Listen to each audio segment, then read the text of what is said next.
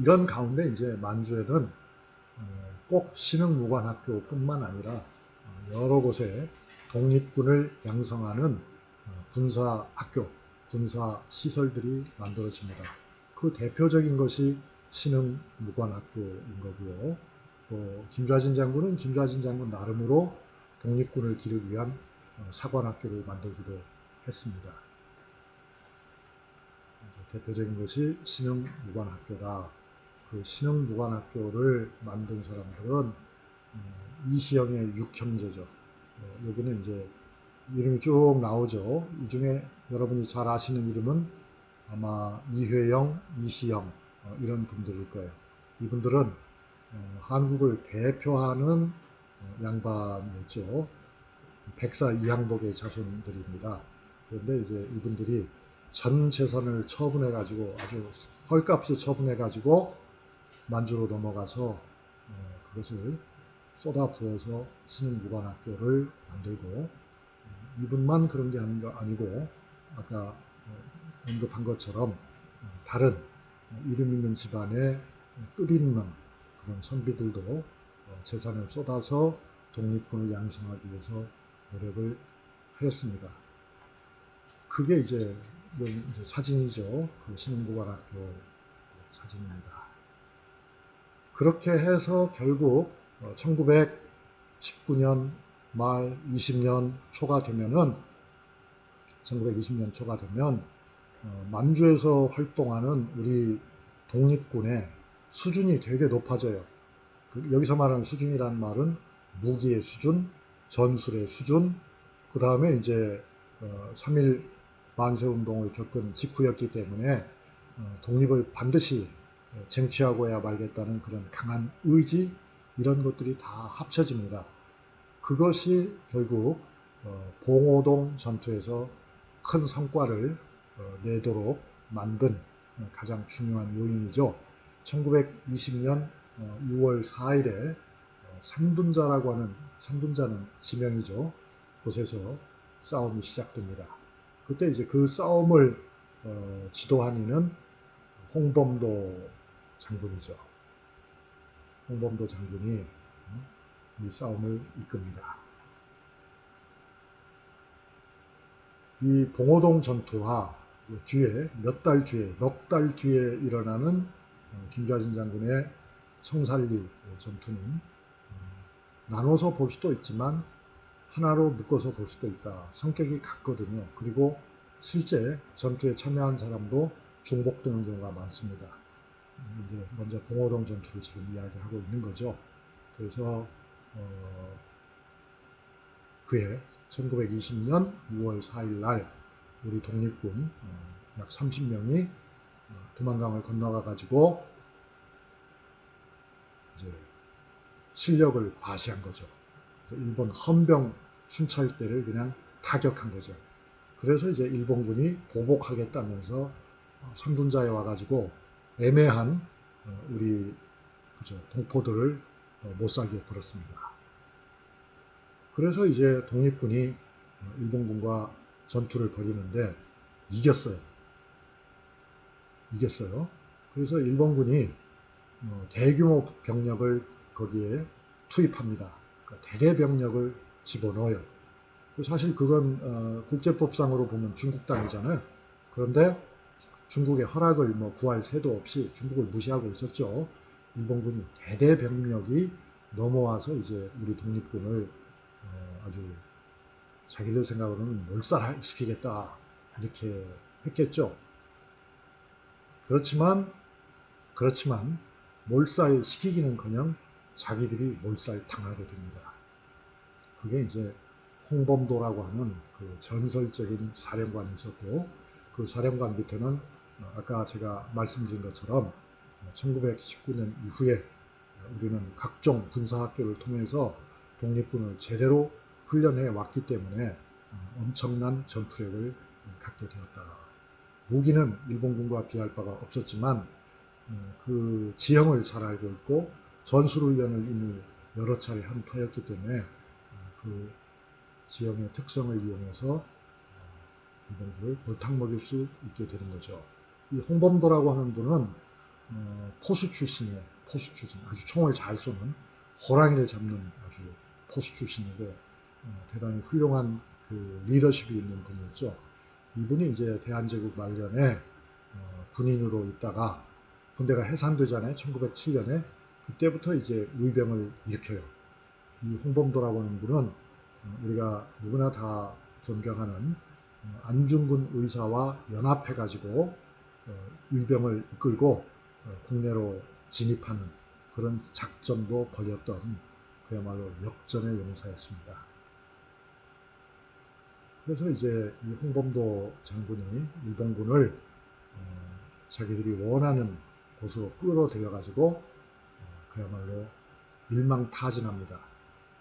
4시간 동안 싸웠다고 그래요. 4시간 동안 총격전을 벌였는데 그때 일본군이 무려 157명이 사망했어요. 그리고 다친 사람이 300명이나 됐다. 그러니까 약 500명이 대대병력 중에서 일본이 대대병력이 출동했는데 대대병력 중에서 500명이 죽거나 다쳤다. 그럼 대대병력이라는 게 얼마입니까? 대대병력이라는 것이 5, 600명밖에 안 되잖아요. 그러니까 일개 대대가 죽기 아니면 다치기로 그냥 완전히 100대 빵으로 끝난 거죠. 그래서 이제 그거를 봉오동 전투라고 하는데 이게 바로 이제 청산리 대첩의 시작이었다 하는 거죠. 일본은 무슨 수를 써서라도 독립군을 괴멸시키려고 할 것이고 독립군은 일본군이 반드시 다시 쳐들어온다는 것을 염두에 두면서 그들을 어떻게든지 막아내겠다고 하는 전략을 짰을 거 아닙니까? 여기서 이제 그 유명한 청산리 전투가 벌어질 출발점이 마련되었다. 그렇게 볼 수 있죠. 청산리 전투는 어떤 의미에서는 봉오동 전투보다 훨씬 더 어려운 전투였어요. 왜냐하면 이미 일본 사람들이 알고 있잖아요. 한국의 독립군이 실력이 대단하고 또 유인작전을 쓴다는 것도 알고 있고 여러 가지를 알고 있는 상황이었죠. 그래서 이제 이런 소문도 이미 신문에 나왔어요. 김좌진 일파가 5월에, 음력 5월이죠. 1920년 5월에 거사를 한다 하는 소문이 나서 그게 신문에도 날 정도였다. 자, 어려운 싸움이 됐을 텐데요. 그 어려운 싸움을 과연 어떻게 이겼을까? 얼마나 그게 신기한 전투였나 하는 것을 이제 좀 말씀을 드려야 되겠습니다. 싸움은 가을에 시작되었습니다. 이제 낙엽이 다 졌죠. 그건 아마 일본의 속셈이었을 것 같아요. 왜냐하면 자기들이 지형을 잘 모르는데 낙엽도 떨어지지 않고 빽빽하면 우리 독립군이 어디 있는지를 자기들이 알 수 없을 거잖아요. 그러니까 10월 21일 이미 낙엽이 다 졌죠. 거기가 얼마나 북쪽입니까? 이미 겨울이 시작됐다고 해도 과언이 아니죠. 그 북쪽에서는 그날 전투가 시작됐는데 이게 6일 동안 전투가 계속되었습니다. 하루에 끝난 전투가 아니에요. 그야말로 5박 6일이에요. 5박 6일을 싸웠다. 그래서 21일에 시작한 곳이 이제 백운평이에요. 그래서 아까 여러분 백운평이라고 하는 그 연극 포스터도 보셨잖아요. 거기서 시작해가지고 완루구, 천수평, 어랑촌 이렇게 계속 움직이면서 싸우는 거예요. 맹개골, 만기구, 시구, 천보산, 고동하 이렇게 장소를 계속 옮겨가면서 6일간에 걸쳐서 엄청난 싸움을 하게 되는 겁니다. 야, 이거 정말 대단하죠.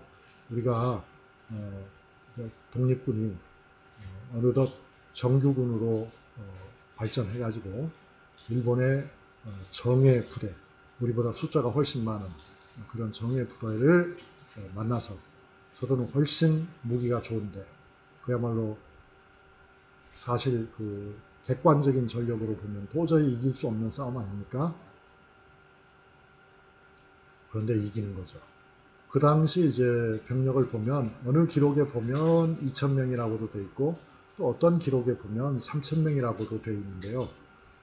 그 주력은 당연히 김좌진의 직속 부대, 북로군 정서라고 불리는 그 직속 부대가 약 1600명 정도 됐다. 그리고 이제 나머지 400명 또는 1400명은 다른 홍범도 장군을 비롯한 다른 계열의 독립군들이 또 합세를 했다. 그렇게 설명할 수 있죠. 그래서 이제 지도를 보시면 결국 리더십과 작전이었다 하는 것을 알 수가 있어요. 당시 상황을 보시면 이 지도 보시면 두만강, 압록강 건너편에 우리 광복군 사령부가 있고 압록강 쪽에는 정의부라고 하는 그런 군사 단위가 있었고요. 또 그죠? 이쪽으로 올라가 보면 그 두만강 쪽에 오면 뭡니까? 참의부라고 하죠. 라고 하는 또 하나의 지역이 있고 그 다음에 저 압록강 중부 쪽에 가면은 압록강 중부가 참의부죠. 이 저 북로군 정서가 있는 두만강 북쪽에는 신민부라고 하죠. 신민부. 김좌진 장군 속한 그 지역은 신민부라고 했는데 거기 이제 여러 장군들이 있었던 겁니다. 그래서 이제 김좌진 장군이 있는 쪽은 북로군 정서라고 그렇게 부르고요. 그 다음에 압록강 쪽 뒤에는 서로군 정서라고 불렀습니다. 그래서 서로와 북로로 나뉘어서 그렇게 일제를 상대하고 있었던 거죠. 그런데 이제 주로 싸우게 된 봉오동 지역은 앞서 있었던 그런 홍범도 장군의 작전권이 크게 작용하는 곳이고 성산리를 비롯한 지역은 이제 김좌진 장군의 터였다.